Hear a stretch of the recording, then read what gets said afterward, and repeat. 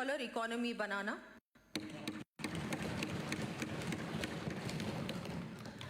दो, बुनियादी सुविधाओं पानी, बिजली व सड़क का विकास, इंफ्रास्ट्रक्चर डेवलपमेंट, तीन, सुनियोजित विकास के साथ शहरी, ग्रामीण, क्षेत्रीय विकास, quality of life, civic amenities, चार, सम्मान सहित किसान परिवारों का आर्थिक सशक्तिकरण, agriculture growth and farmers welfare,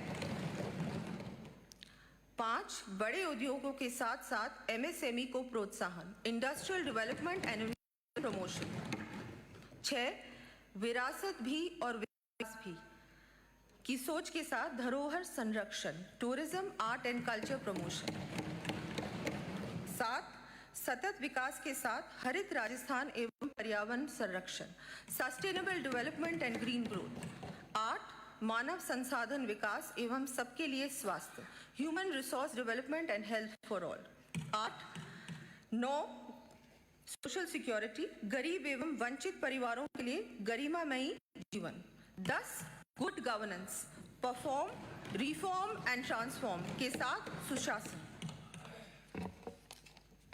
आधारभूत संरचना, इंफ्रास्ट्रक्चर, पेयजल, ये सर्वविदित है कि हमारा प्रदेश वाटर डिफिशिएंट है, इसलिए जल की महत्वता को प्रदेशवासियों से बेहतर कोई नहीं समझ सकता। हर घर जल पहुंचाने की केंद्र प्रायोजित महत्वाकांक्षी योजना जल जीवन मिशन हमारे प्रदेश के लिए वरदान साबित हो सकती है, किंतु पूर्व सरकार की उदासीनता व ढिलाई के चलते इस योजना में हमारा प्रदेश अत्यंत पिछड़ गया। अब हमने इस मिशन को गति देते हुए पारदर्शिता के साथ कार्य प्रारंभ कर इस वर्ष 15,000 करोड़ रुपए व्यय कर 25 लाख ग्रामीण घरों में नल से जल पहुंचाने का लक्ष्य रखा है। इसी क्रम में अब मैं जल जीवन मिशन के तहत 5,846 अतिरिक्त गांवों को सतही जल के माध्यम से पेयजल उपलब्ध कराने के लिए लगभग 20,370 करोड़ रुपए की लागत से 6 वृहद पेयजल परियोजनाओं के कार्य हाथ में लिए जाने की घोषणा करती हूँ।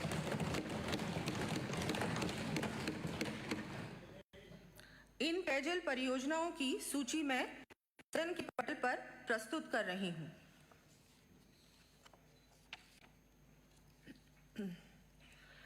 ग्रामीण क्षेत्रों के अनुरूप ही शहरी क्षेत्रों में भी पेयजल उपलब्ध कराने के लिए अमृत 2.0 योजना के अंतर्गत प्रस्तावित विभिन्न योजनाओं का समयबद्ध क्रियान्वयन पिछली सरकार द्वारा नहीं किया गया। अमृत 2.0 योजना के अंतर्गत अब मैं प्रदेश के 183 शहरों कस्बों में पेयजल व्यवस्था में सुधार हेतु लगभग 5,180 करोड़ रुपए के कार्य 2 वर्षों में करवाए जाने की घोषणा करती हूँ। प्रदेश में विभिन्न 32 शहरी जल स्रोत जीर्णोद्धार के कार्य 127 करोड़ रुपए की लागत से करवाए जाने प्रस्तावित हैं। अजमेर शहर की पेयजल आवश्यकता की पूर्ति के लिए सर्विस रेजोवा निर्माण तथा नसीराबाद से नौसर घाटी कोटड़ा क्षेत्र तक पाइपलाइन का कार्य किया जाना प्रस्तावित है। टोडा रायसिंह, केकड़ी देवली, मालपुरा व अलीगढ़ टोंक हेतु शहरी पेयजल योजनाओं में 50 करोड़ रुपए से अधिक की लागत से उच्च जलाशय, पाइपलाइन आदि के कार्य करवाए जाएंगे।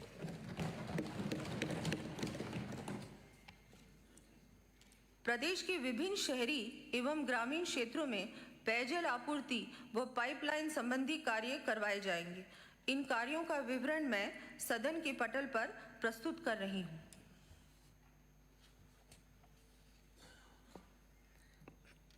प्रदेश में स्थानीय स्तर पर पेयजल हेतु आवश्यकता अनुसार विधानसभा क्षेत्रों में 2 वर्षों में 20-20 हैंडपंप्स तथा 10-10 ट्यूबवेल्स का निर्माण करवाए जाने की मैं घोषणा करती हूँ।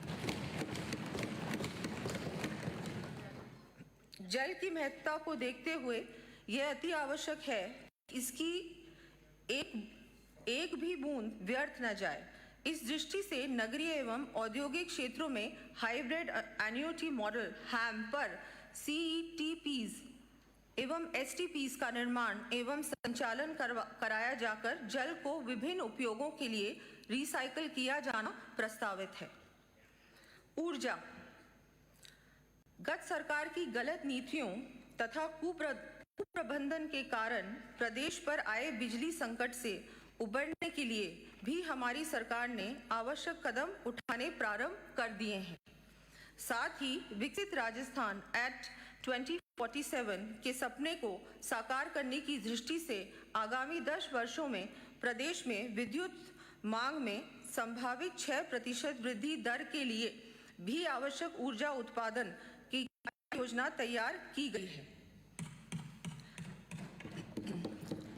वर्ष 2031-32 तक परंपरागत स्रोतों से 20,500 मेगावाट क्षमता तथा अक्षय ऊर्जा के स्रोतों से 33,600 मेगावाट क्षमता, सोलर 22,200 मेगावाट, पवन 8,100 मेगावाट एवं हाइड्रो 3,300 मेगावाट का उत्पादन सुनिश्चित करने हेतु कार्य प्रारंभ किया गया है। इसके अंतर्गत माननीय मुख्यमंत्री श्री भजनलाल जी की पहल पर RBUNL एवं केंद्रीय उपक्रमों तथा NTPC coal India limited LLC India limited के मध्य जॉइंट वेंचर अंडरटेकिंग बनाकर 3,325 मेगावाट कोयला एवं लिग्नाइट आधारित परियोजनाएं स्थापित करने हेतु MOU 10 मार्च 2024 को किए गए हैं।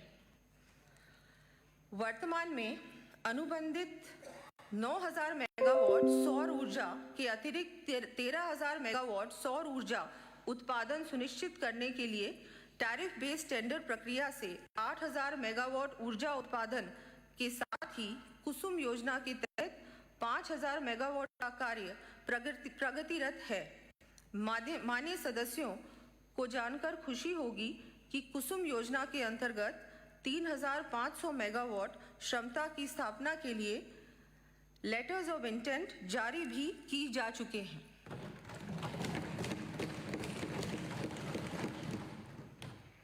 इस प्रकार वर्ष 2031-32 तक की ऊर्जा की मांग की पूर्ति हेतु 2,25,000 करोड़ रुपए की लागत के कार्य करवाए जाने प्रस्तावित है।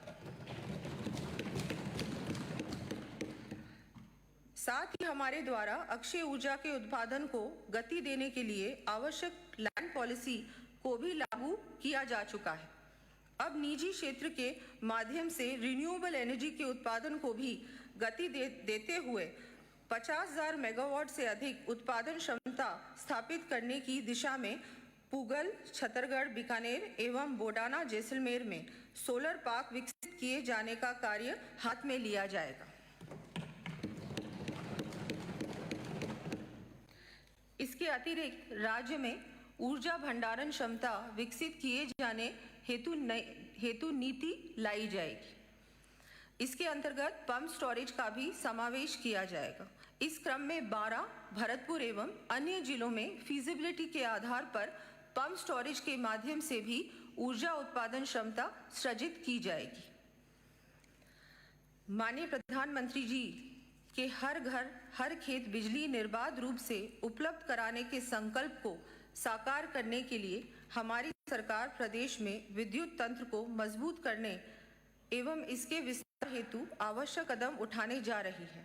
ये सुधार कार्य हैं एनर्जी एक्सेस रिफॉर्म्स, पीएम सौर्य घर मुफ्त बिजली योजना के अंतर्गत प्रत्येक जिले में आदर्श सौर्य ग्राम बनाए जाना प्रस्तावित है। प्रत्येक ग्राम में 2 मेगावाट क्षमता तक के डिसेंट्रलाइज्ड सोलर पावर प्लांट्स की स्थापना की जाएगी। इसके लिए 40% अनुदान दिया जाना प्रस्तावित है।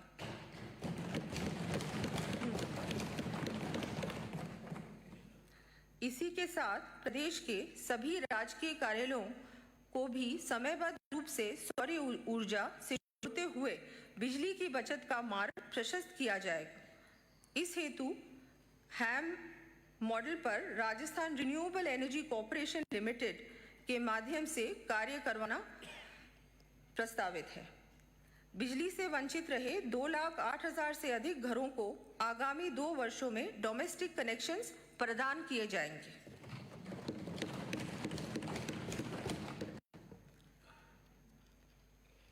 765 केवी के 6, 400 केवी के 7, 220 केवी के 15 व 132 केवी के 40 जीएसएस व संबंधित लाइनों का चरणबद्ध रूप से विस्तार व निर्माण किया जाएगा।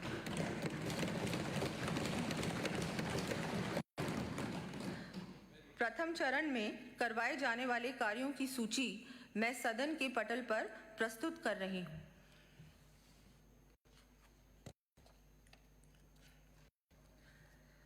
Energy leakage prevention reforms, revamp distribution sector scheme (RDSS) के अंतर्गत विद्युत लीकेज को रोकने तथा आमजन की सुविधा के दृष्टिगत समस्त विद्युत उपभोक्ताओं के चरणबद्ध रूप से स्मार्ट मीटर्स लगाए जाने प्रस्तावित हैं। इस वर्ष 25 लाख से अधिक स्मार्ट मीटर्स लगाए जाएंगे। सड़क।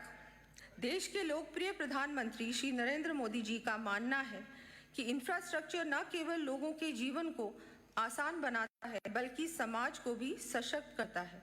उन्होंने इसी दृष्टि से कहा है, We must invest in resilient infrastructure today for a better tomorrow।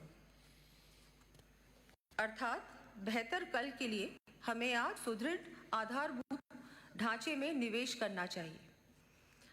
हमारी सरकार ने माननीय मुख्यमंत्री श्री भजनलाल जी के नेतृत्व में इसी भावना से हर परिवार को गुणवत्तापूर्ण पानी व बिजली उपलब्ध कराने के साथ ही सड़क, नगरीय विकास तथा औद्योगिक आधारभूत संरचना के कार्य प्राथमिकता से हाथ में लिए हैं। मैं सदन के माध्यम से माननीय मुख्यमंत्री महोदय को धन्यवाद देना चाहूंगी कि प्रदेश के समग्र विकास को गति देने के लिए प्रति विधानसभा क्षेत्र 5 करोड़ रुपए की सड़कों व 3 करोड़ रुपए के अन्य आधारभूत संरचना के कार्यों की स्वीकृतियां भी जारी की जा चुकी हैं।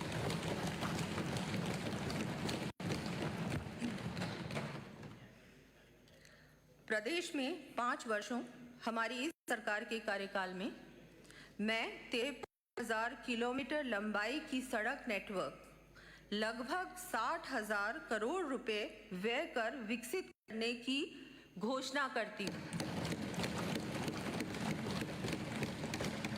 इसी क्रम में चरणबद्ध रूप से स्टेट हाईवेज, सड़कों के साथ बाईपास सड़कों, फ्लाईओवर्स, एलिवेटेड रोड्स, आरओबीज व आरयूबीज, हाई लेवल ब्रिजेस आदि के निर्माण तथा रिपेयर व उन्नयन के कार्य लगभग 9,000 करोड़ रुपए की लागत से करवाए जाने प्रस्तावित हैं,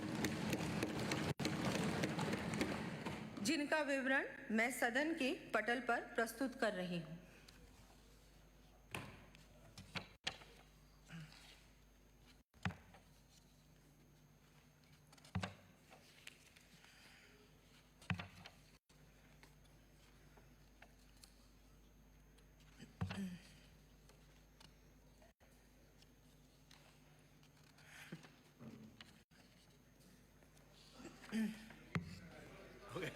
बहुत लंबी सूची है।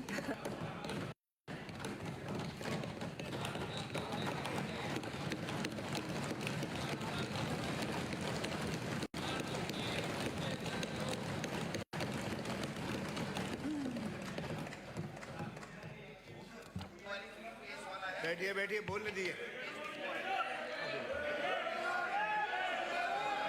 विराजा जी, विराजो, आपको भी बहुत कुछ मिलेगा, आपको भी मिलेगा। प्रदेश में प्रथम बार 2,750 किलोमीटर अरे बहुत मिल रहा है से अधिक की लंबाई, ये तो सुनिए बहुत महत्वपूर्ण है। प्रदेश में प्रथम बार 2,750 किलोमीटर से अधिक की लंबाई के 9 ग्रीनफील्ड एक्सप्रेसवेज की निर्माण चरणबद्ध रूप से किए जाने की इस वर्ष 30 करोड़ रुपए की लागत से डीपीआर बनाई जानी प्रस्तावित है। ये एक्सप्रेसवेज है Jaipur, Kishangarh, Ajmer, Jodhpur 350 kilometre, Kotputli, Kishangarh 181 kilometre, Jaipur Bhilwara 193 kilometre, Bikaner Kotputli 295 kilometre, Beawar Bharatpur 342 kilometre, Jalore Jhalawar 402 kilometre, Ajmer Banswara 358 kilometre, Jaipur Phalodi 345 kilometre एवं श्री गंगानगर कोटपुतली 290 किलोमीटर।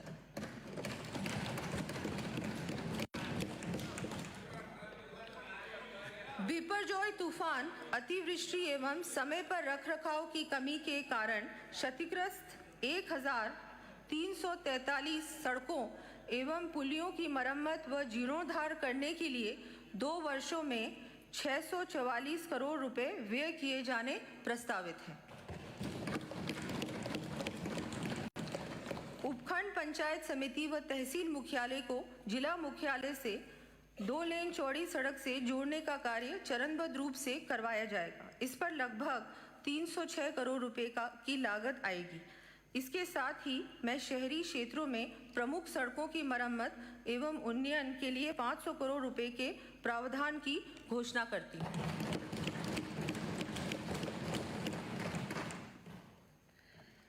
क्षेत्रीय विकास एवं नागरिक सुविधाएं। पूर्व अमेरिकी राष्ट्रपति थियोडोर रूजवेल्ट ने कहा था, "The country will not be a good place for any of us to live in unless we make it a reasonably good place for all of us to live in." अर्थात हमारे रहने के लिए देश तब तक एक अच्छा स्थान नहीं होता जब तक कि हम इसे सबके रहने के लिए यथोचित अच्छा स्थान नहीं बनाते।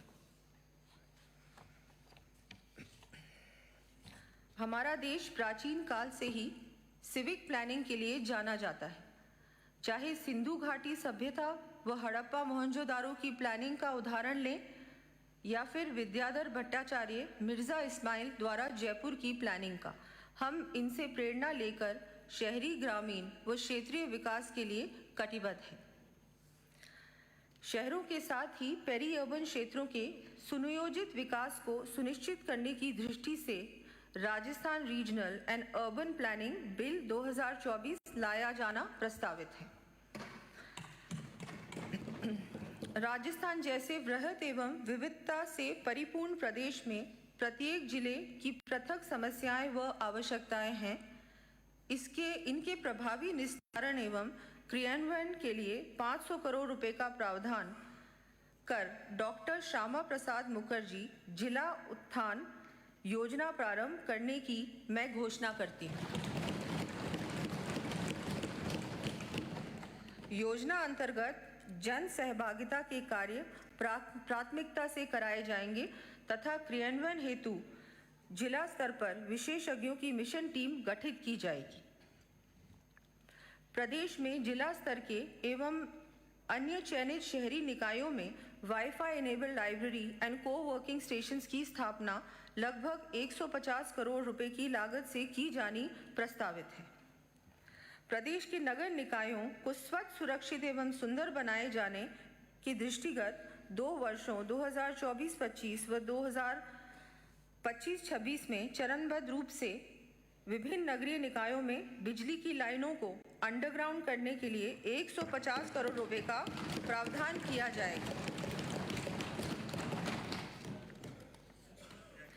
साथ ही चरणबद्ध रूप से प्रत्येक नगरीय निकाय में 65 करोड़ रुपए की लागत से 5 ब्रिगेड्स उपलब्ध करवाई जाएंगी। ठोस कचरे के प्रबंधन, सॉलिड वेस्ट मैनेजमेंट हेतु 71 नगरीय निकायों में प्रोसेसिंग प्लांट्स, 86 नगरीय निकायों में मटीरियल रिकवरी फैसिलिटी केंद्रों का निर्माण तथा 131 नगरीय निकायों में पुराने कचरे के निस्तारण की समुचित व्यवस्था की जाएगी। इन पर लगभग 650 करोड़ रुपए व्यय होंगे। कचरा संग्रहण व परिवहन से निस्तारण तक की व्यवस्था को प्रभावी बनाने हेतु आईटी तकनीक जैसे व्हीकल ट्रैकिंग सिस्टम एवं रेडियो फ्रीक्वेंसी आइडेंटिफिकेशन डिवाइस का उपयोग करने के साथ साथ नगर निगमों में संचालित इंटरमीडिएट ट्रांसफर स्टेशंस को मैकेनाइज्ड एवं ऑटोमेटेड कराया जाएगा। इस पर 135 करोड़ रुपए व्यय होंगे। साथ ही विभिन्न शहरों में ड्रेनेज, जल संरक्षण, जन सुविधा व सामुदायिक कार्य तथा अल्प आय वर्ग के लिए आवास निर्माण संबंधी कार्य लगभग 1300 करोड़ रुपए की लागत से करवाए जाएंगे, जिनकी सूची मैं सदन के पटल पर रख रही हूं।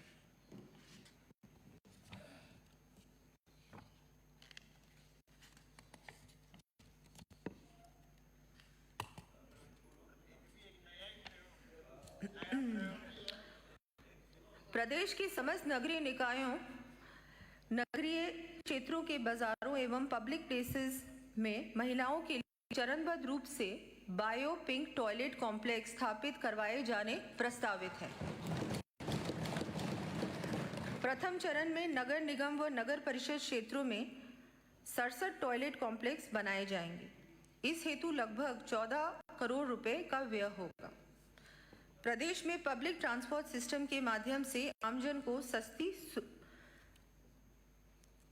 सुरक्षित एवं आधुनिकतम यातायात सुविधा सुलभ कराने हेतु राजस्थान रोडवेज द्वारा 2 वर्षों में 500 बसें क्रय करने के साथ ही 800 और बसें सर्विस मॉडल पर लिया जाना प्रस्तावित है। इसके अंतर्गत 300 इलेक्ट्रिक बसें भी शामिल की जाएंगी। प्रदेश में दूरस्थ ग्रामीण क्षेत्रों में भी यात्रियों की सुविधा के लिए लोक परिवहन सेवा प्रारंभ की जाएगी। माननीय प्रधानमंत्री श्री नरेंद्र मोदी जी ने देश के रेलवे स्टेशन का विकास कर यात्रियों के लिए आधुनिकतम सुविधाएं सुलभ कराकर पहल की है। इसी तर्ज पर प्रदेश में यात्रियों की सुविधा एवं रोडवेज के कार्य कुशलता बढ़ाने की दृष्टि से अजमेर, भरतपुर, दूदू, कोटा एवं उदयपुर सहित 10 जिला मुख्यालयों पर आधुनिकतम सुविधा युक्त बस स्पॉट्स, स्टैंड्स का निर्माण करवाया जाएगा। साथ ही विभिन्न बस स्टैंड्स, डिपोज एवं वर्कशॉप्स की रिपेयर, मेंटेनेंस एवं पब्लिक फैसिलिटीज हेतु 50 करोड़ रुपए का प्रावधान प्रस्तावित है। बहरोड, कामाडीह, रूपवास भरतपुर, बायतू बालोतरा, श्री डूंगरगढ़ बीकानेर, महुआ दौसा, सपोटरा करौली, मनोहर थाना झालावाड़, धोद खंडेला, सीकर एवं पिंडवाड़ा सिरोही में बस स्टैंड संबंधी विकास कार्य करवाए जाएंगे। राजस्थान राज्य पथ परिवहन निगम की प्रशासनिक एवं संचालन व्यवस्था को बेहतर करने हेतु 1650 कर्मियों की भर्ती की जाएगी।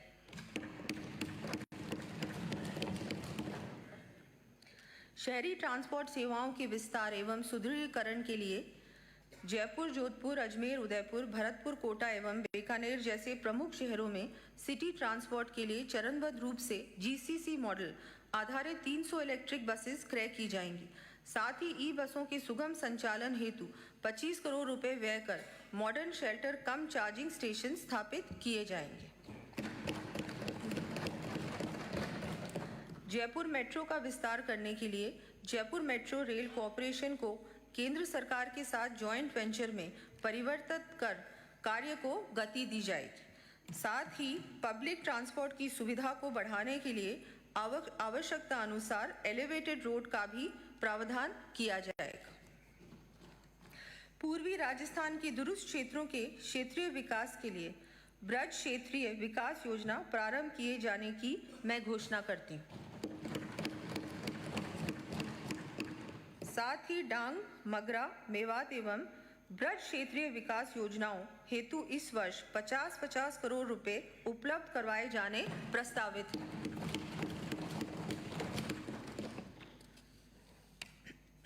औद्योगिक विकास।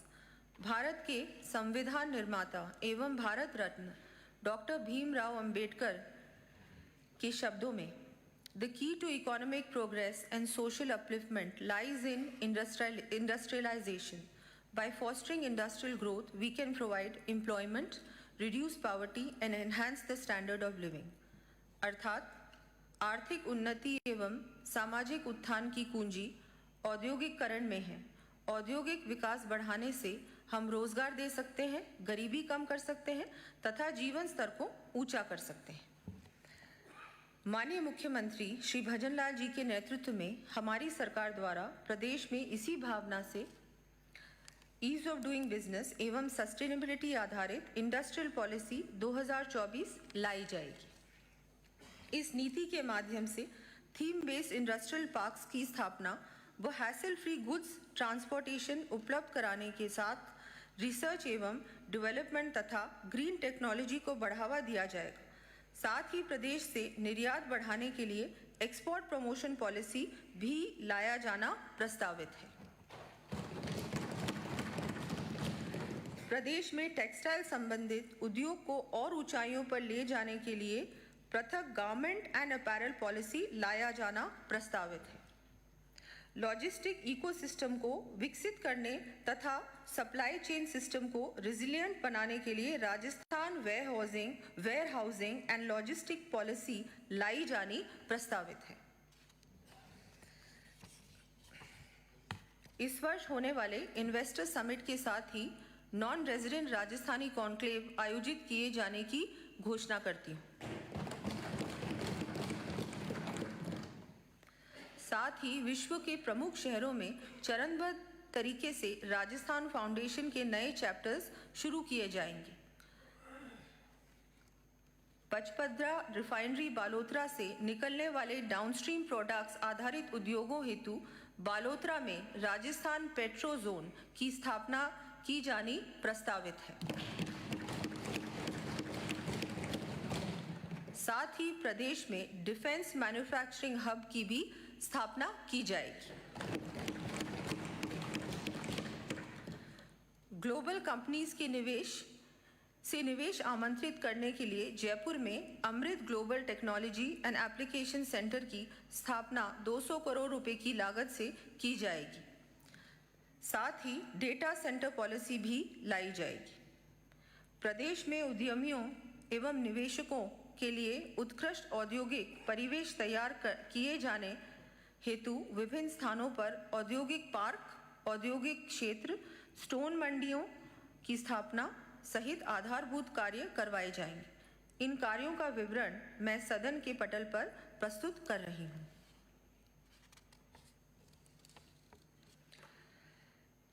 हमारे प्रदेश का हर जिला अपने एक विशिष्ट उत्पाद के लिए प्रसिद्ध है, जैसे राजसमंद टेराकोटा के लिए, बाड़मेर ब्लॉक प्रिंटिंग के लिए, कोटा डोरिया साड़ी के लिए, जालोर मोजड़ी जूती के लिए, पाली मेहंदी के लिए, प्रतापगढ़ थेवा कला के लिए, जयपुर जेम्स एंड ज्वेलरी के लिए, दौसा दरियों के लिए तथा नागौर हैंड टूल्स के लिए स्थानीय उत्पाद को बढ़ावा देने हेतु माननीय प्रधानमंत्री श्री नरेंद्र मोदी जी के वोकल फॉर लोकल के लिए दी गई पहल के क्रम में राज्य के प्रत्येक जिले को एक्सपोर्ट हब बनाने की दृष्टि से Rajasthan one district one product policy 2024 लाई जाने की मैं घोषणा करती हूँ।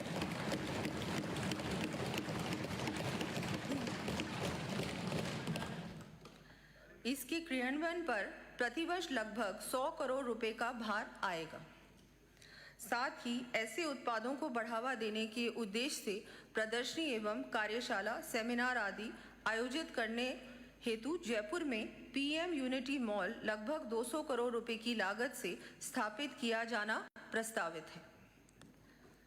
राज्य के संतुलित, समावेशी, तीव्र विकास के साथ रोजगार व निर्यात को बढ़ावा देने के लिए एमएसएमई पॉलिसी 2024 लाई जानी प्रस्तावित है।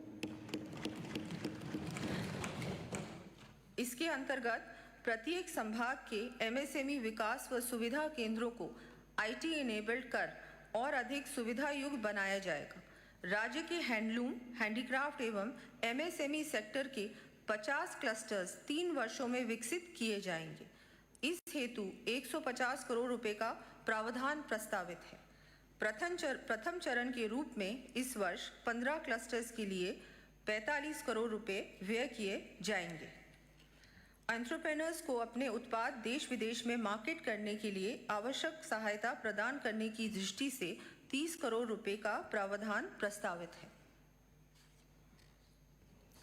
खादी एवं ग्रामोद्योग प्रोत्साहन योजना के अंतर्गत चयनित खादी संस्थाओं समितियों के साथ ही बुनकर संघ से जुड़े बुनकरों को भी ऋण एवं सहायता प्रदान किया जाना प्रस्तावित है। साथ ही प्रदेश में माटी कला से जुड़े कलाकारों के उत्थान के लिए माटी कला सेंटर ऑफ एक्सीलेंस 5 करोड़ रुपए की लागत से स्थापित किया जाना प्रस्तावित है। कलाकारों को 1000 इलेक्ट्रिक व्हील, इलेक्ट्रिक चाक एवं मिट्टी गूंथने की मशीनें उपलब्ध करवाई जाएंगी। पर्यटन, कला एवं संस्कृति। राजस्थान अपनी ऐतिहासिक विरासत और स्थापत्य समृद्ध संस्कृति, गौरवशाली इतिहास और प्राकृतिक सुंदरता के लिए विश्व विख्यात है। राज्य की अर्थव्यवस्था में पर्यटन का महत्वपूर्ण योगदान है। सकल राज्य घरेलू उत्पाद (जीएसडीपी) में पर्यटन की प्रत्यक्ष और परोक्ष हिस्सेदारी कुल 5.6% है एवं राज्य में लगभग 20 लाख परिवार पर्यटन क्षेत्र से किसी न किसी रूप में आय अथवा रोजगार की दृष्टि से जुड़े हुए हैं। प्रदेश में पर्यटन विकास को गति देने के लिए नवीन पर्यटन नीति लाई जानी प्रस्तावित है। साथ ही राजस्थान पर्यटन विकास बोर्ड का गठन करते हुए Rajasthan tourism infrastructure and capacity building fund (RTICF) बनाया जाकर हमारे इस कार्यकाल में 5000 करोड़ रुपए से अधिक के कार्य करवाए जाने की मैं घोषणा करती हूँ।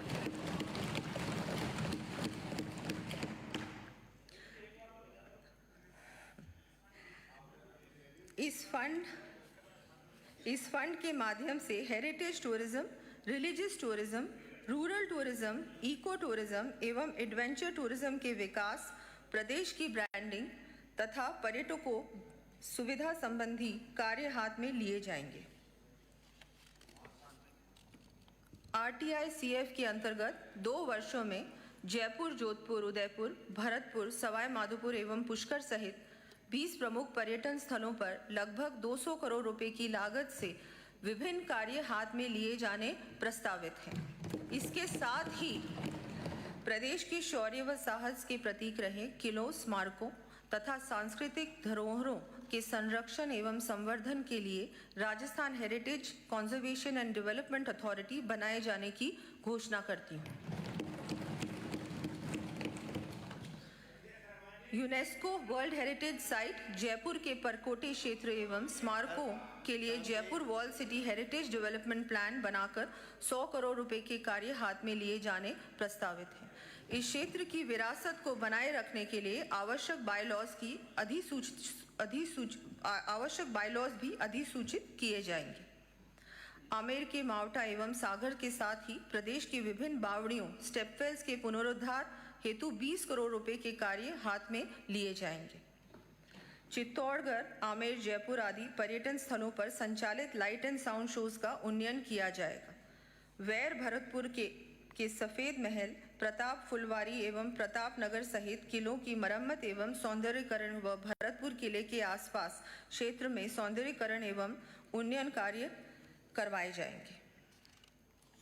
Lesser known tourism sites Ramgarh crater site, बारा, सांभर झील क्षेत्र जयपुर एवं झामर कोटड़ा व झावर उदयपुर को विकसित करने पर लगभग 30 करोड़ रुपए व्यय किए जाएंगे। साथ ही खामा फोर्ट परिसर जैसलमेर में फॉसिल पार्क एवं ओपन रॉक्स म्यूजियम बनाए जाने प्रस्तावित हैं।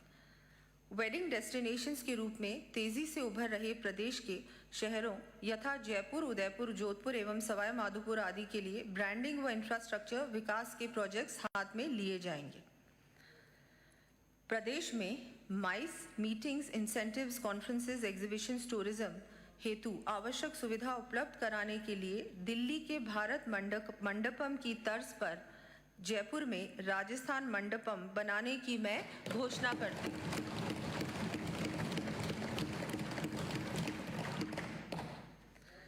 राजस्थान रणथंभौर, सिरस्का एवं घना जैसे प्रमुख वाइल्ड लाइफ सेंचुरीज रिजर्व्स के लिए तो सदैव से विश्व प्रसिद्ध है ही, किंतु अब लेपर्ड रिजर्व झालाना, जयपुर, जवाई पाली आदि को भी इको टूरिज्म सर्किट का भाग बनाने से पर्यटकों को विभिन्न फ्लोरा फौना से परिचित होने का अवसर मिलने के साथ ही दूर दराज के क्षेत्रों का विकास भी संभव होगा।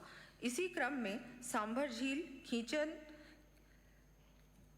कॉन्जर्वेशन रिजर्व, शेरगढ़ अभ्यारण्य, मनसा माता कॉन्जर्वेशन रिजर्व एवं बस्सी अभ्यारण्य को इको टूरिज्म साइट्स के रूप में विकसित किया जाएगा। जोगी महल, सवाई माधोपुर, आमेर, जयगढ़, नाहरगढ़ किला, जयपुर, बिजासन माता, इंदरगढ़, बूंदी, समई माता, बांसवाड़ा तथा छतरंग मोरी, चित्तौड़गढ़ में रोपवे सुविधा उपलब्ध कराने के लिए डीपीआर बनाई जाकर कार्य हाथ में लिए जाने प्रस्तावित है। प्रदेश के संरक्षित वन क्षेत्रों में स्थित धार्मिक स्थलों में श्रद्धालुओं और वन्यजीवों की सुरक्षा को ध्यान में रखते हुए प्रथम चरण में सरिस्का स्थित पांडुपोल और रणथंभौर में त्रिनेत्र गणेश जी के लिए ईवी बेस्ड ट्रांसपोर्ट सिस्टम शुरू किया जाएगा। राजस्थान की भूमि अपने मंदिरों एवं आस्था स्थलों के लिए संपूर्ण देश से आने वाले श्रद्धालुओं के लिए एक अलग ही आकर्षण रखती है। हमारी केंद्र सरकार ने माननीय प्रधानमंत्री जी के नेतृत्व में अयोध्या एवं काशी विश्वनाथ को श्रद्धालुओं की आस्था के अनुरूप भव्य बनाकर देश में एक नए उत्साह का संचार किया है। इसी तर्ज पर खाटू श्याम जी को भव्यता प्रदान करने के लिए 100 करोड़ रुपए राशि का प्रावधान कर कार्य करवाए जाने की घोषणा करती हूँ। माननीय सदस्यों को जानकर खुशी होगी कि प्रदेश में विभिन्न त्योहारों जैसे दिवाली, होली, शिवरात्रि एवं रामनवमी आदि को आमजन पूर्ण हर्षोल्लास के साथ साथ श्रद्धा से मना सके, इस दृष्टि से लगभग 600 मंदिरों में इन अवसरों पर विशेष साज सज्जा व आरती के कार्यक्रम आयोजित किए जाना प्रस्तावित है।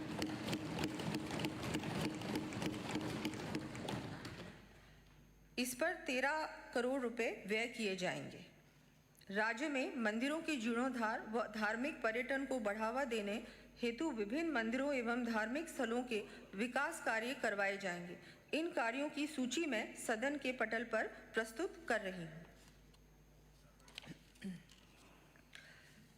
जनजाति आस्था केंद्र सीताबाड़ी 12, कमलनाथ महादेव व जावर माता मंदिर उदयपुर के प्रांगण एवं आसपास के स्थलों का समग्र विकास तथा यात्रियों के लिए सुविधाएं विकसित की जाएंगी। डूंगरपुर तथा बांसवाड़ा में क्रमश डूंगर परंडा व बांसिया चारपोटा जनजातीय नायकों के स्मारकों का एवं उदयपुर में वीर बालिका कालीबाई संग्रहालय का निर्माण किया जाएगा।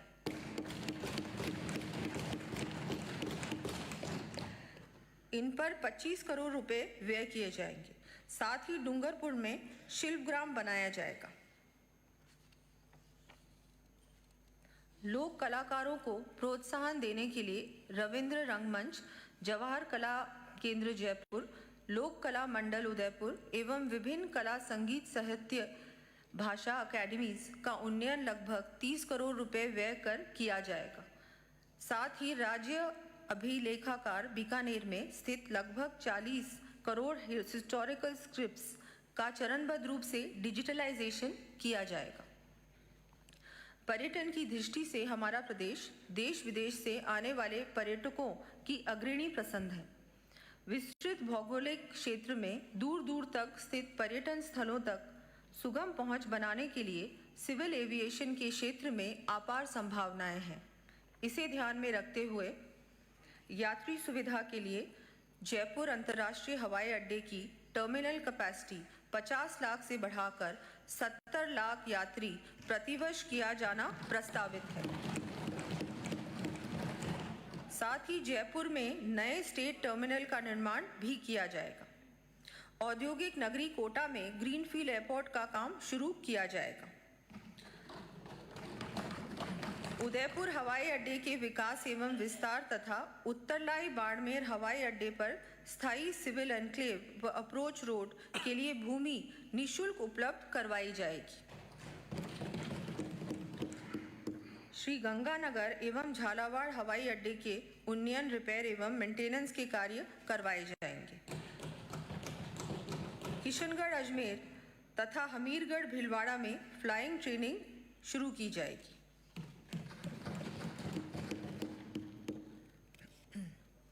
वन एवं पर्यावरण।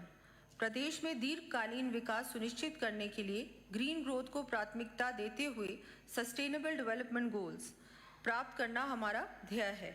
माननीय प्रधानमंत्री जी ने सभी से अपेक्षा की है, We, the present generation, have the responsibility to act as a trustee of the rich natural wealth for the future generations.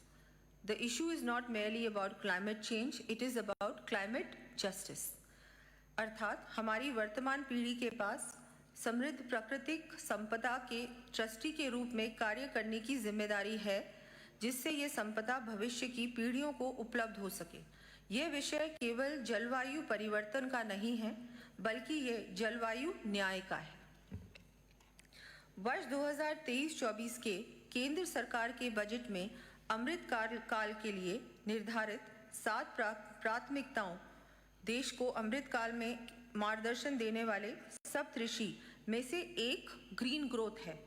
इसी क्रम में सभी विकास योजनाओं में ग्रीन ग्रोथ के सिद्धांत का समावेश करने तथा पर्यावरण संरक्षण के साथ ही प्रदेश को हरित राजस्थान के रूप में उन्नति के पथ पर अग्रसर करने की दृष्टि से आगामी वर्ष से राज्य का ग्रीन बजट भी प्रस्तुत करने की मैं घोषणा करती हूँ। राजस्थान को हरित प्रदेश के रूप में विकसित करने की दृष्टि से वर्ष 2028 तक वन क्षेत्र में 20,000 हेक्टेयर की वृद्धि किए जाने का लक्ष्य निर्धारित किया जाना प्रस्तावित है। माननीय सदस्यों को विदित है कि संपूर्ण देश में पौधारोपण के साथ साथ पौधों को जीवित रखने को बराबर का महत्व देने की दृष्टि से माननीय प्रधानमंत्री जी ने इस विश्व पर्यावरण दिवस 5 जून 2024 से एक पेड़ मां के नाम अभियान की शुरुआत की थी। इसी दिशा में इस वर्ष माननीय मुख्यमंत्री जी द्वारा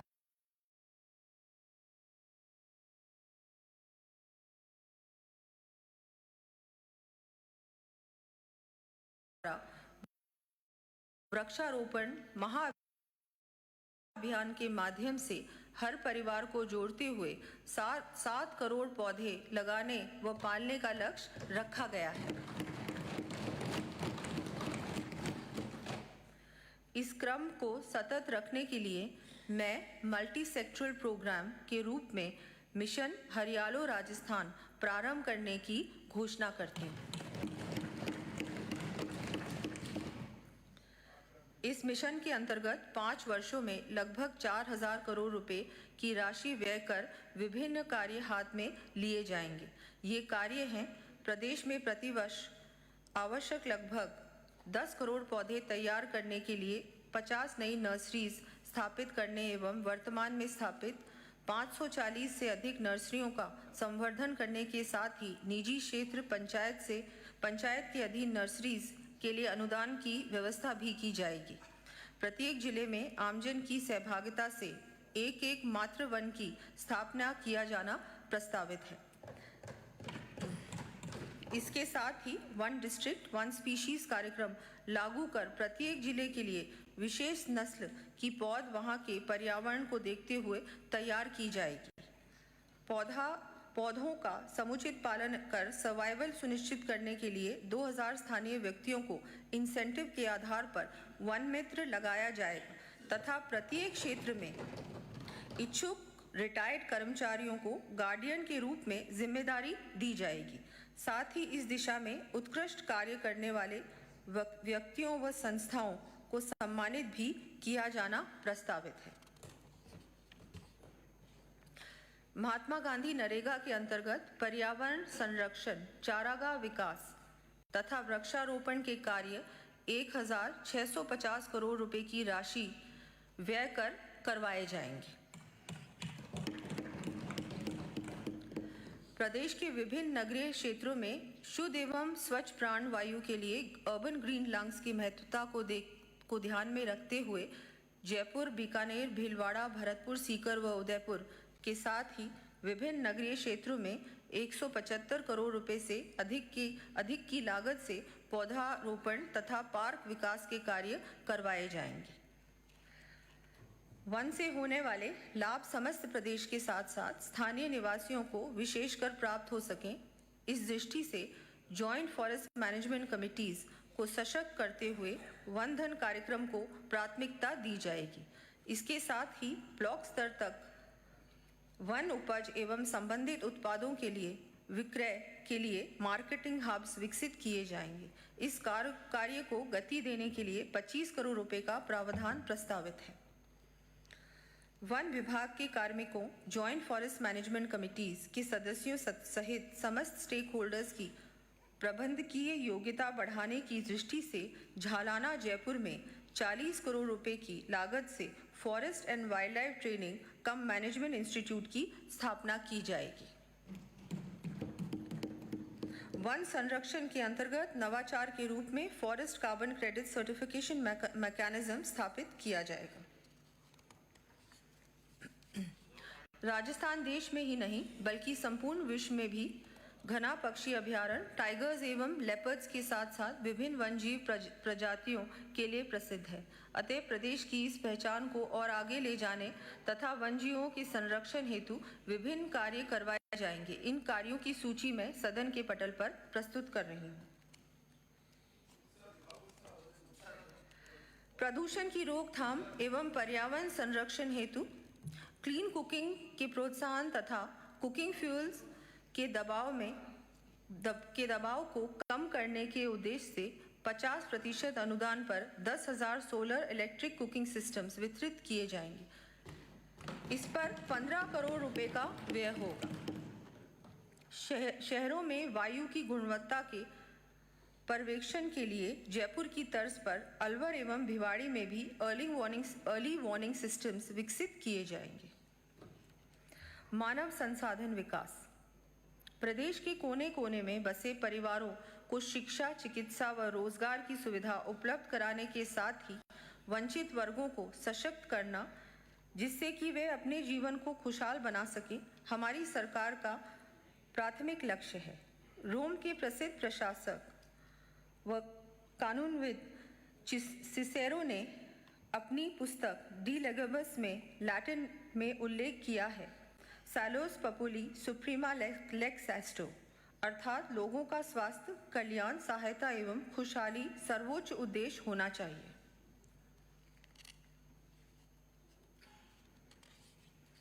प्रदेशवासियों की ओर अपने दायित्व का निर्वहन करते समय हमें आज सबसे अधिक विचार अपने युवाओं के भविष्य के लिए करना है। युवा विकास एवं कल्याण। युवाओं के प्रेरणा स्रोत स्वामी विवेकानंद ने भी कहा है, a brave, Frank, clean hearted, courageous and aspiring youth is the only foundation on which the future can be built। अर्थात बहादुर, स्पष्टवादी, साहसी, आकांक्षी एवं साफ दिल वाले युवा एकमात्र नींव है जिस पर भविष्य का निर्माण हो सकता है। इस कारण युवाओं को और अधिक संबल प्रदान करने के लिए आवश्यकता है युवाओं के सर्वांगीण व्यक्तित्व विकास की, शिक्षा व खेलों से शारीरिक एवं मानसिक विकास की, कौशल एवं क्षमता को निखारने की, रोजगार के अवसरों में वृद्धि करने की।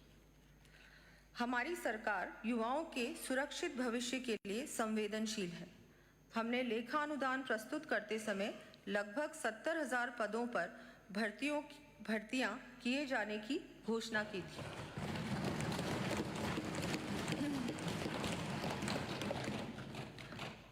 हमारे इस कार्यकाल में लगभग 20,000 युवाओं को नियुक्ति प्रदान की गई है।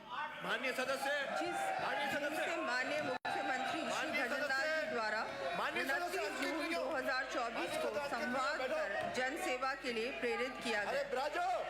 माननीय सदस्यों, युवाओं के भविष्य की बात कर रही हूँ, वो तो सुन लीजिए। माननीय सदस्यों को अवगत कराते हुए मुझे हर्ष का अनुभव हो रहा है कि हमने 5 वर्षों में 4 लाख भर्तियां करने का संकल्प लिया है।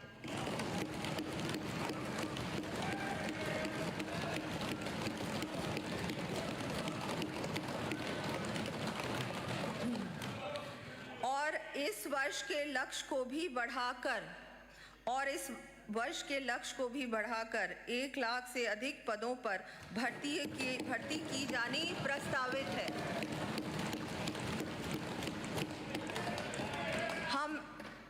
हम हर वर्ष समयबद्ध रूप से भर्ती परीक्षाएं करवाकर बैठे न बोल रहे हैं। हम हर वर्ष, आप सुनिए तो सही, माननीय हम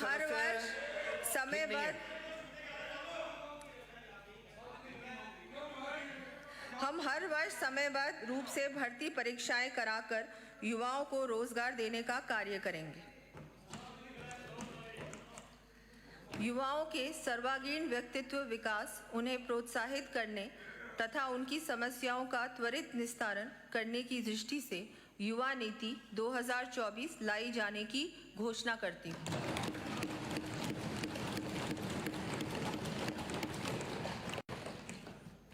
नवीन नीति के माध्यम से 5 वर्षों में समस्त युवा वर्ग को उत्तरोत्तर उन्नति के मार्ग पर अग्रसर करने के लिए मैं सरकारी एवं निजी क्षेत्रों में स्किल अपग्रेडेशन के साथ ही 10 लाख से अधिक रोजगार के अवसर उपलब्ध करवाए जाने की घोषणा करती हूँ।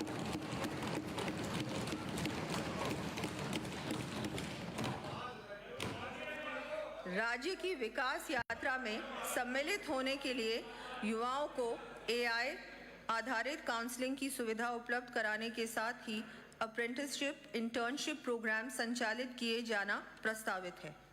चयनित युवाओं को देश विदेश में एक्सपोजर विजिट्स के अवसर उपलब्ध करवाए जाएंगे। युवाओं में कौशल क्षमता का विकास कर उन्हें एम्प्लॉयबल बनाए जाने की दृष्टि से स्टेट स्किल पॉलिसी लाई जाकर वर्तमान में प्रचलित पाठ्यक्रमों को रेलेवेंट बनाते हुए प्रदेश में 2 वर्षों की अवधि में 1,50,000 से अधिक युवाओं को ट्रेनिंग करवाई जाएगी। प्रदेश के युवाओं को स्टार्टअप स्थापित करने एवं एम्प्लॉयमेंट प्रोवाइडर भी बनने हेतु प्रोत्साहन देने के लिए मैं अटल एंटरप्रेन्योरशिप प्रोग्राम चलाए जाने की घोषणा करती हूँ। इसके अंतर्गत युवाओं को देश विदेश के उत्कृष्ट CEOs की मेंटरशिप उपलब्ध कराने के साथ साथ आउटरीच एक्सपोजर के भी अवसर उपलब्ध करवाए जाएंगे। इसके साथ ही चयनित स्टार्टअप्स को अटल एंटरप्रेन्योरशिप प्रोग्राम में iStart फंड के तहत 10 करोड़ रुपए तक की फंडिंग सुविधा भी उपलब्ध करवाई जानी प्रस्तावित है।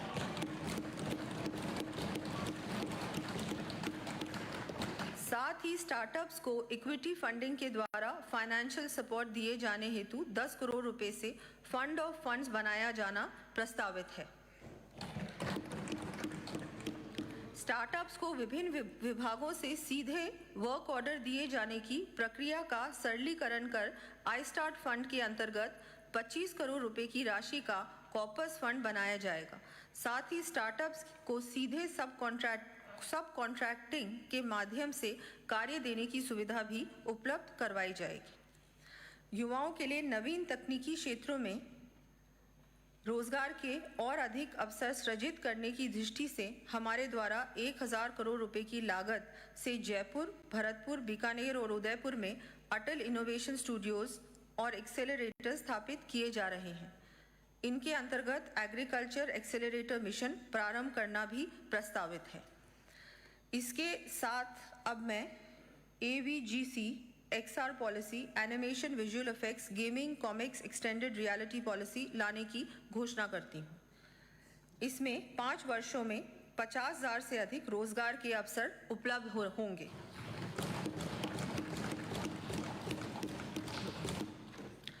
हमारे प्रदेश का युवा बहुत इनोवेटिव व उद्यमी है, परंतु एक स्टार्टअप की यात्रा बहुत उतार चढ़ाव भरी होती है। इसे ध्यान में रखते हुए स्टार्टअप फाउंडर्स व युवाओं की अपस्किलिंग करने के साथ साथ उनको स्किल्ड मैन पावर उपलब्ध करवाने के लिए iStart के अंतर्गत learn, earn and progress program प्रारंभ करने की घोषणा करती हूँ। इस हेतु 25 करोड़ रुपए का व्यय प्रस्तावित है। यंग एज से ही उद्यमशीलता विकास सुनिश्चित करने के लिए विद्यालयों एवं महाविद्यालयों में बिजनेस इनोवेशन प्रोग्राम चलाया जाएगा। इससे 1 लाख से अधिक विद्यार्थी लाभान्वित होंगे। इस पर 20 करोड़ रुपए व्यय होंगे।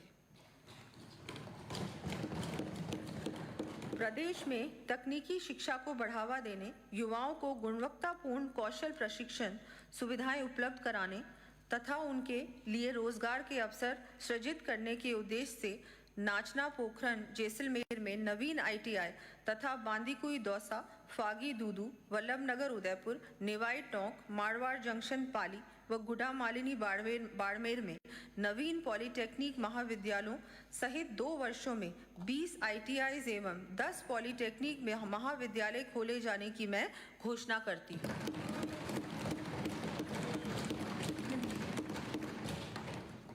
प्रदेश में उत्कृष्ट तकनीकी शिक्षा उपलब्ध कराने हेतु प्रथम चरण के रूप में भरतपुर, बीकानेर व अजमेर के इंजीनियरिंग कॉलेजेस का उन्नयन कर राजस्थान इंस्टीट्यूट ऑफ टेक्नोलॉजी स्थापित करने की मैं घोषणा करती हूँ। इन पर लगभग 300 करोड़ रुपए की लागत आएगी।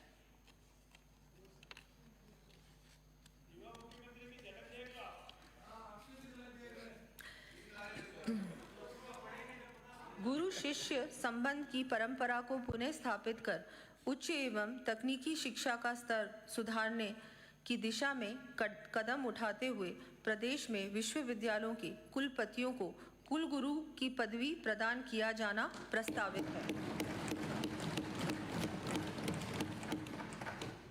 साथ ही प्रदेश में उच्च शिक्षा के विस्तार तथा तकनीकी शिक्षा व्यवस्था को और अधिक सुदृढ़ करने की दृष्टि से विभिन्न महाविद्यालयों की स्थापना ITI एवं पॉलिटेक्निक में ट्रेड्स ब्रांच आदि की सूची में सदन के पटल पर प्रस्तुत कर रही हूँ।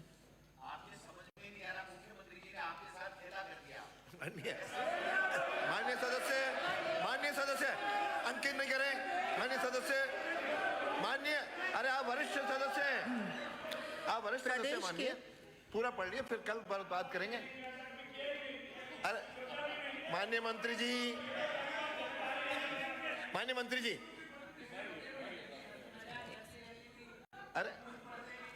अरे कल से खूब करेंगे ना, आज तो पूरा पढ़ ले, कल खूब बोलना। प्रदेश के विभिन्न क्षेत्रों अध्यक्ष, प्रदेश के विभिन्न क्षेत्रों से जनप्रतिनिधिगण के माध्यम से स्कूल शिक्षा की सुविधाएं बढ़ाने संबंधी प्रस्ताव प्राप्त हुए हैं। आमजन की इस भावना को ध्यान में रखते हुए 50 नए प्राथमिक विद्यालय खोलने के साथ ही 100 विद्यालयों का क्रमोन्नयन तथा 100 उच्च माध्यमिक विद्यालयों में नवीन विषय प्रारंभ करने की मैं घोषणा करती हूँ। इसके अतिरिक्त विद्यालयों में शिक्षा की सुविधाओं का उन्नयन करने की दृष्टि से प्रदेश में 4 कस्तूरबा गांधी बालिका विद्यालयों में छात्रावास भवन, 5 नेताजी सुभाष चंद्र बोस छात्रावासों तथा 138 भवन सहित विद्यालयों के भवनों का निर्माण करवाया जाएगा। क्लासरूम्स, लैब्स, लाइब्रेरीज एवं टॉयलेट्स के निर्माण हेतु 350 करोड़ रुपए का प्रावधान प्रस्तावित है। साथ ही 750 विद्यालयों की भवनों की मरम्मत हेतु 100 करोड़ रुपए व्यय किए जाएंगे। प्रदेश के विभिन्न वंचित वर्गों के विद्यार्थियों को बेहतर आवासीय सुविधाएं उपलब्ध करवाने की दृष्टि से छात्रावास आवासीय विद्यालयों का निर्माण तथा आधारभूत सुविधाएं विकसित करने संबंधी कार्य करवाए जाएंगे। इन कार्यों की सूची मैं सदन के पटल पर रख रही हूं।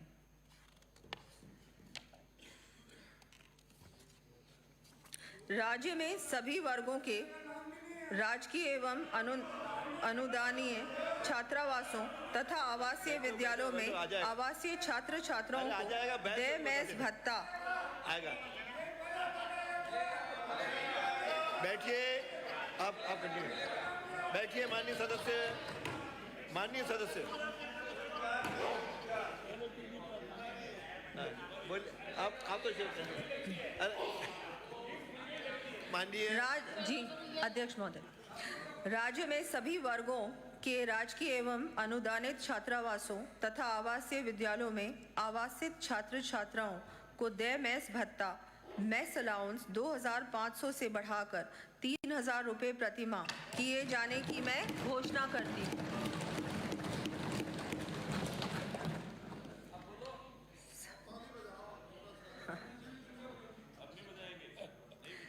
साथ ही खेलकूद आवासीय विद्यालयों के खिलाड़ियों का मेस भत्ता बढ़ाकर 4,000 रुपये प्रतिमाह किया जाना प्रस्तावित है।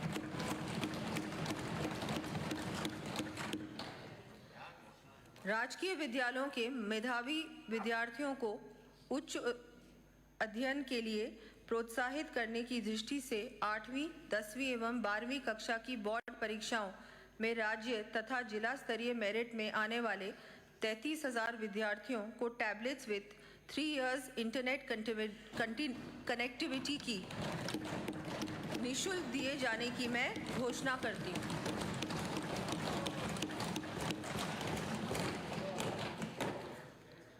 प्रदेश में संस्कृत शिक्षा के प्रोत्साहन एवं विस्तार हेतु भवन विहीन 20 संस्कृत महाविद्यालयों हेतु भवन निर्माण कराए जाएंगे। इस हेतु लगभग 50 करोड़ रुपए व्यय किए जाएंगे।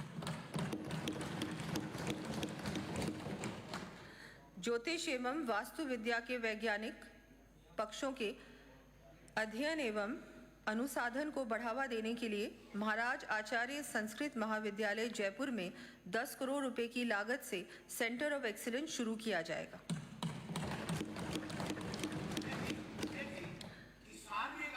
बाद में सब आएगा बैठो। अरे आप बैठो, बीच में डिस्टर्ब न करें।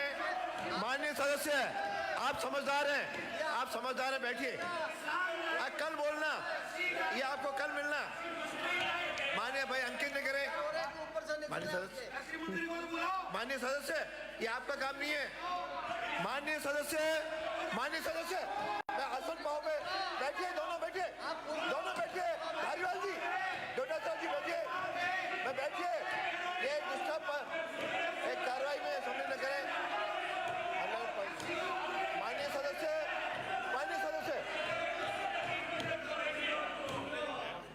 ये पूरा ये हो जाए, कल जवाब देना आपने, कल देंगे।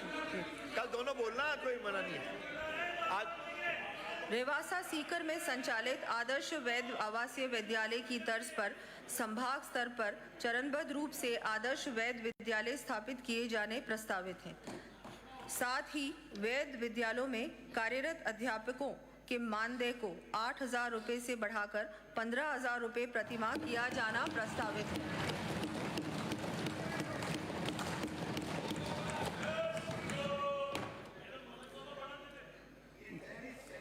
युवा शक्ति के अरे बैठिए। अरे आपको क्या हो गया? अरे आज क्या हो गया आपको? माननीय सदस्य, बैठिए। अरे अखबार में इससे नहीं आएगा अपना, बैठिए। अंकित नहीं करें। माननीय सदस्य, बैठिए। कोई डिस्टर्ब, बीच में कोई व्यवधान अनुमति नहीं है। माननीय सदस्य, आपके विपक्ष के नेता से बिना अनुमति का बोल रहे हो। विपक्ष के नेता चुप बैठे हैं और आप जबरदस्ती नेतागिरी कर रहे हो। उनको बोलने दो, कल खूब बोलना आप। बैठिए, ये आपका काम नहीं है। पहले पूरा सुनिए। बैठिए।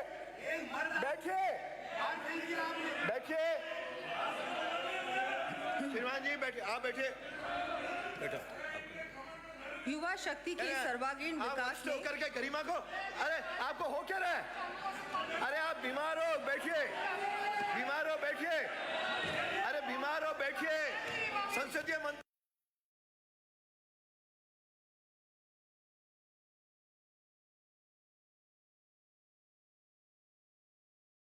रखो। अरे कुछ तो गरिमा रखो, गरिमा का हनन करो। आप जो इधर थे तब भी यही करते थे, वहां भी यही कर रहे हो। बैठो। ये छुट्टी में है, बैठिए। मेरी अनुमति है। अरे मेरी अनुमति है, बैठिए। मेरी अनुमति है, व्यवधान नहीं। अरे आपको ध्यान नहीं आए, बजट में कोई व्यवधान अनुमति नहीं है। युवा शक्ति के सर्वांगीण विकास में खेलों की महत्वपूर्ण भूमिका है। प्रदेश में प्रत्येक स्तर पर खेलों के प्रोत्साहन हेतु समुचित वातावरण तैयार करने के लिए sports infrastructure, science analysis, counselling व न्यूट्रिशन का समावेश करते हुए खेल नीति 2024 लाने की मैं घोषणा करती हूँ। इस खेल नीति के अंतर्गत राजस्थान खेल आधुनिकीकरण मिशन की स्थापना करते हुए खेल क्षेत्र के लिए गत वर्ष प्रावधानित 475 करोड़ रुपए की बजट राशि को चरणबद्ध रूप से दुगना किया जाना प्रस्तावित है। प्रदेश में कोचेस एवं स्पोर्ट्स स्पेशलिस्ट तैयार करने के लिए महाराणा प्रताप स्पोर्ट्स यूनिवर्सिटी स्थापित किए जाने की मैं घोषणा करती हूँ। इस पर 250 करोड़ रुपए व्यय होंगे। इसके साथ ही संभागीय स्तर पर स्पोर्ट्स कॉलेजेस की भी स्थापना 50-50 करोड़ रुपए की राशि से की जानी प्रस्तावित है। प्रदेश में one district one sports scheme लागू करते हुए प्रत्येक जिले में चरणबद्ध रूप से प्रचलित खेलों की अकेडमी स्थापित करने की घोषणा करती हूँ। हमारे द्वारा प्रदेश का नाम स्पोर्ट्स के क्षेत्र में उन्नति के शिखर पर ले जाने के लिए मिशन ओलंपिक प्रारंभ करने की घोषणा की गई थी। इसके अंतर्गत केंद्र सरकार के टारगेट ओलंपिक पोडियम (TOP) योजना के अनुरूप सुविधाएं उपलब्ध कराया जाना प्रस्तावित है। प्रदेश के खिलाड़ियों को समुचित सिक्योरिटी कवरेज उपलब्ध कराने की दृष्टिगत स्पोर्ट्स लाइफ इंश्योरेंस स्कीम लागू किया जाना प्रस्तावित है। इसके अंतर्गत अंतर्राष्ट्रीय पदक विजेताओं को श्रेणीवार 25 लाख रुपए तक का दुर्घटना व जीवन बीमा कवरेज दिया जाएगा। उत्कृष्ट खिलाड़ियों को अंतर्राष्ट्रीय स्तर की ट्रेनिंग एवं प्रैक्टिस सुविधाएं उपलब्ध कराने के लिए सवाई मानसिंह स्टेडियम जयपुर में state of the art ultra fitness centre स्थापित किया जाएगा। साथ ही राज्य स्तर के खिलाड़ियों के लिए फिजिकल रिहैब हेतु जयपुर में 15 करोड़ रुपए व्यय कर समुचित व्यवस्था सुनिश्चित की जाएगी। चयनित विद्यालयों तथा महाविद्यालयों में आवश्यक स्पोर्ट्स इंफ्रास्ट्रक्चर एवं इक्विपमेंट्स की उपलब्धता सुनिश्चित करते हुए पीटीआई कोचेस की समुचित व्यवस्था की जाएगी। ग्रामीण युवाओं को खेल प्रतियोगिताओं के लिए तैयार करने की दृष्टि से ग्राम पंचायत स्तर पर चरणबद्ध रूप से ओपन जिम्स व खेल मैदान बनाए जाएंगे।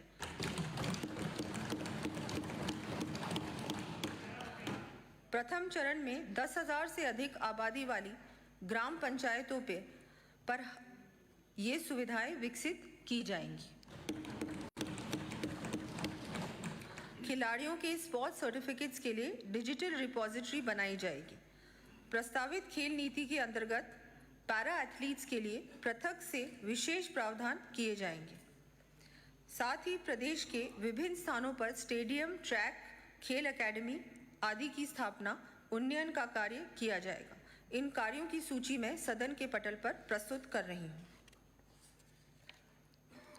खेलो इंडिया यूथ गेम्स की तर्ज पर प्रदेश में पारंपरिक खेलों ट्रेडिशनल एंड इंडिजीनियस गेम्स शामिल करते हुए ब्लॉक, जिला एवं राज्य स्तर पर प्रतिवर्ष खेलो राजस्थान यूथ गेम्स का आयोजन किया जाएगा और इसकी मैं घोषणा करती हूँ। इस हेतु 50 करोड़ रुपए प्रतिवर्ष व्यय किए जाएंगे। राष्ट्रीय युवा महोत्सव की तर्ज पर यूथ डे 12 जनवरी के अवसर पर राज्य युवा महोत्सव आयोजित किया जाना प्रस्तावित है। साथ ही राष्ट्रीय युवा पुरस्कार की भांति राजस्थान यूथ आइकॉन अवार्ड दिया जाएगा। प्रदेश के युवाओं में नशे की बढ़ती लत चिंता का विषय है। इसे ध्यान में रखते हुए श्री गंगानगर, हनुमानगढ़, जैसलमेर व बाड़मेर सहित 10 जिलों में 25-25 बेड क्षमता के नशा मुक्ति केंद्रों की स्थापना की जाएगी। इन पर 10 करोड़ रुपए का व्यय किया जाएगा। चिकित्सा एवं स्वास्थ्य।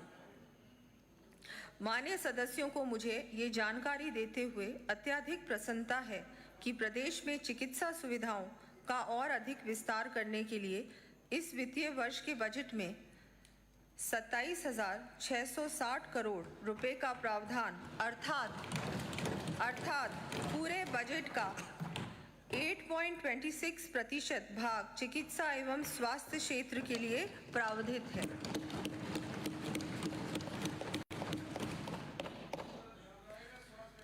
हमारी केंद्र की सरकार ने आयुष्मान भारत योजना लागू कर देश में आमजन को बेहतर चिकित्सा सुविधाएं उपलब्ध कराने की दिशा में क्रांतिकारी पहल की थी। इसी क्रम में माननीय मुख्यमंत्री जी के नेतृत्व में प्रदेश में मुख्यमंत्री आयुष्मान आरोग्य योजना मां योजना लागू कर कैंसर जैसी गंभीर बीमारियों से ग्रसित रोगियों को और अधिक चिकित्सा सुविधा उपलब्ध कराते हुए आईपीडी के साथ साथ डे केयर पैकेजेस जोड़ने की व्यवस्था की गई है। मां योजना के माध्यम से आमजन को और अधिक राहत देने के लिए अब मैं शिशुओं एवं छोटे बच्चों के इलाज के लिए नए पीडियाट्रिक पैकेजेस जोड़े जाएंगे। छोटे और दूरस्थ स्थानों पर समुचित चिकित्सा सुविधा उपलब्ध कराने के लिए निजी चिकित्सा संस्थानों के वर्तमान एम्पैनलमेंट नॉर्म्स में रिलैक्सेशन दिया जाएगा। कतिपय पैकेजेस की दरों का रैशनलाइजेशन किया जाना भी प्रस्तावित है। साथ ही संपूर्ण देश में गर्भवती महिलाओं को प्रसव पूर्व जांच के साथ बेहतर चिकित्सा सुविधाएं उपलब्ध कराने के उद्देश्य से मुख्यमंत्री आयुष्मान आरोग्य मां वाउचर योजना लागू किए जाने की घोषणा करती है।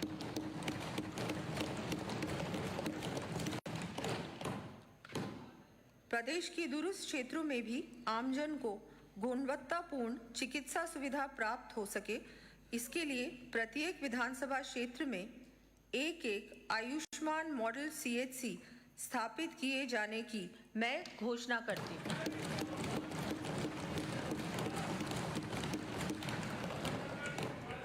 इन चिकित्सा संस्थानों में विभिन्न आवश्यक सुविधाओं के साथ साथ मानवीय दृष्टिकोण से मोर्चरी का निर्माण भी प्रस्तावित है। इन पर 125 करोड़ रुपए व्यय किए जाएंगे। प्रदेश में चिकित्सा सुविधाओं के उन्नयन के लिए मुख्यमंत्री आयुष्मान आरोग्य मां हेल्थ इंफ्रास्ट्रक्चर मिशन प्रारंभ कर आगामी 3 वर्षों में 15,000 करोड़ रुपए के कार्य करवाए जाने प्रस्तावित हैं।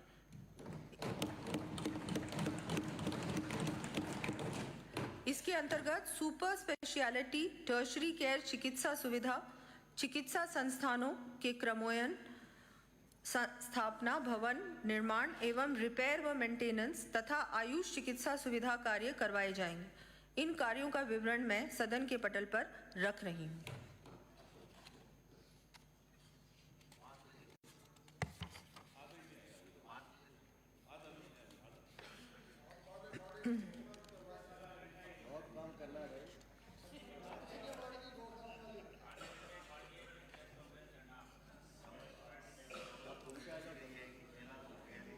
प्रदेशवासियों को बेहतर मेडिकल कंसल्टेंसी उपलब्ध कराने, समस्त स्वास्थ्य संबंधी रिकॉर्ड उन्हें ऑनलाइन उपलब्ध कराने, चिकित्सालयों में लग रही कतारों प्रतीक्षा समय में कमी लाने तथा चिकित्सा क्षेत्र में डेटा आधारित रिसर्च की सुविधा उपलब्ध कराने की दृष्टि से मैं राजस्थान डिजिटल हेल्थ मिशन प्रारंभ करने की घोषणा करती हूँ।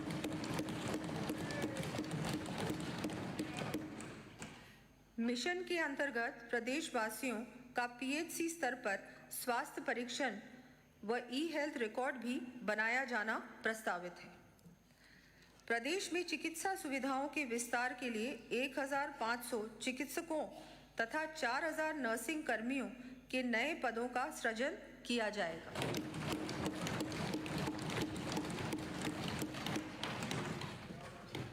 साथ ही राजमैस के अंतर्गत भी राज्य सरकार के नियमों को अडॉप्ट किया जाना प्रस्तावित है। सड़क सुरक्षा। प्रदेश में सड़क दुर्घटनाओं एवं उनसे होने वाली मृत्यु में कमी लाने तथा सड़क सुरक्षा की दृष्टि से वर्तमान में निष्क्रिय पड़े ट्रॉमा सेंटर्स में से इस वर्ष 10 सेंटर्स को आवश्यक उपकरण एवं चिकित्सा कर्मी उपलब्ध करा ऑपरेशनल कराया जाएगा। साथ ही RUHS जयपुर, कोलाना, बांदीकुई, दौसा, सांडेराव, देसुरी, पाली व प्रतापगढ़ सहित 6 नए ट्रॉमा सेंटर स्थापित किए जाएंगे।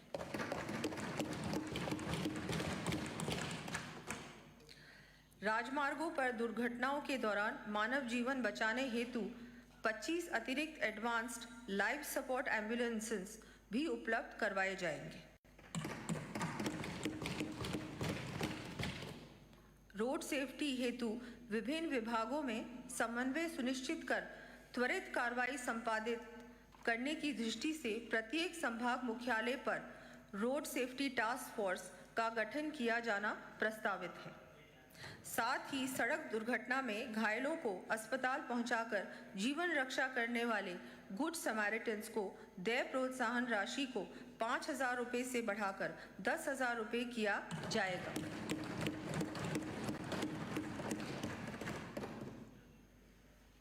PM गति शक्ति योजना के अंतर्गत जयपुर दिल्ली एवं जयपुर भरतपुर राष्ट्रीय राजमार्गों NH48 व NH21 के साथ ही 4 स्टेट हाईवेज पर इंटेलिजेंट ट्रैफिक मैनेजमेंट सिस्टम लागू किया जाना प्रस्तावित है। सामाजिक सुरक्षा। मैं माननीय सदन को भूदान अभियान के प्रणेता भारत रत्न आचार्य विनोबा भावे का कथन याद दिलाना चाहूंगी।